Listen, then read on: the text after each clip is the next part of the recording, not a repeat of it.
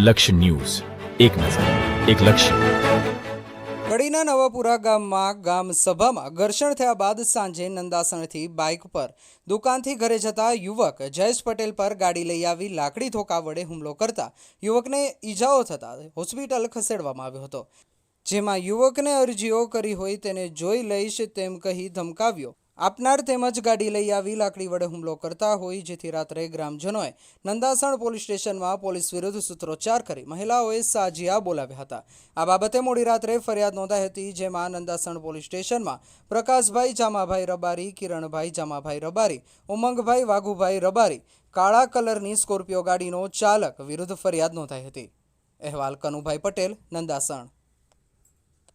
કયું ગામ તમારું અને શું બનાવ બન્યો, શું રજૂઆત છે તમારી? કે મારું નામ પટેલ ગોમતીબેન રમેશભાઈ, ગામ નંદાસણ નવાપુરા.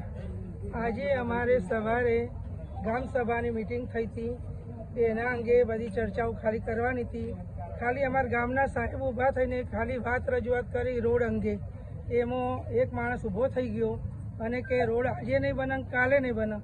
એના ઉપરારામાં બીજા 3-4 રબારી ઊભા થઈ ગયા લાકડીઓ લઈને અને બધાને મારવા મળ્યા. એક રબારીએ તો મારી છાતી પર હાથ મૂક્યો, એને બી મેં 2 લાફાએ ઠોક્યા છે. એ વિડીયો બી આવ્યો છે મારી જોડે.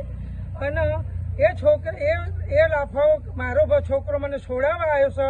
એ છોકરાની દાજ અત્યારે સાંજે રસ્તામાં જતા એને બાઇક રોકી અને મારા છોકરાને 2 રબારીઓના છોકરાએ માર્યો છે અને 10 છોકરાઓએ અમારા ગામના પટેલોએ સાથ આપ્યો છે એને.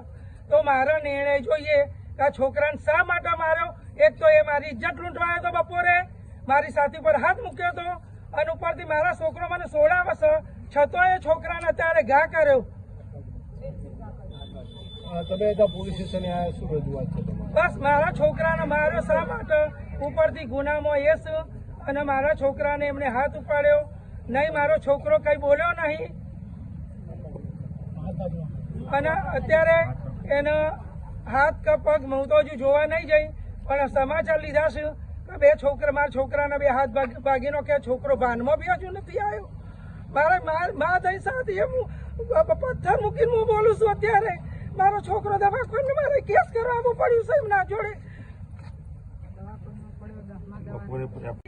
અને એ એક્શન લીધી હોત તો આ છોકરાને અત્યારે કશું ના થયું.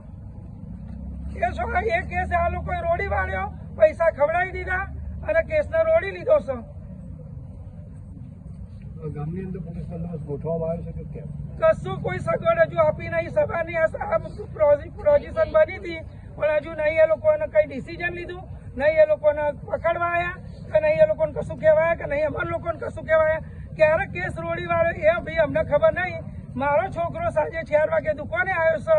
દુકાને ઘેર જતા આ લોકોએ અદ્યાવેત નહીં પણ એના છોકરાને શું કહેવાય કે ઓતરી માર્યો છે.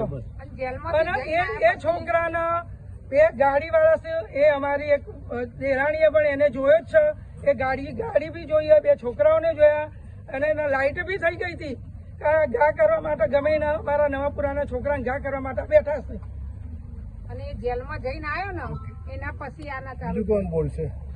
પોલીસ સ્ટેશને આવ્યા છો, શું રજૂઆત છે તમારી? મારું નામ મંજુલાબેન પ્રદીપભાઈ પટેલ, નવાપુરા નંદાસણ ગામની અંદર અમારે આજે જે 15મી ઓગસ્ટના દિવસે અમારી જાહેર સભા ગામની અંદર બોલાવી, તો એમનો આ કાવતરું હતું એટલે એમને ગામની અંદર સભા બોલાવવાને બદલે એમને એમના ત્યાં જ બોલાવી અને બધા ગામવાળા બધાને ત્યાં બોલાયા.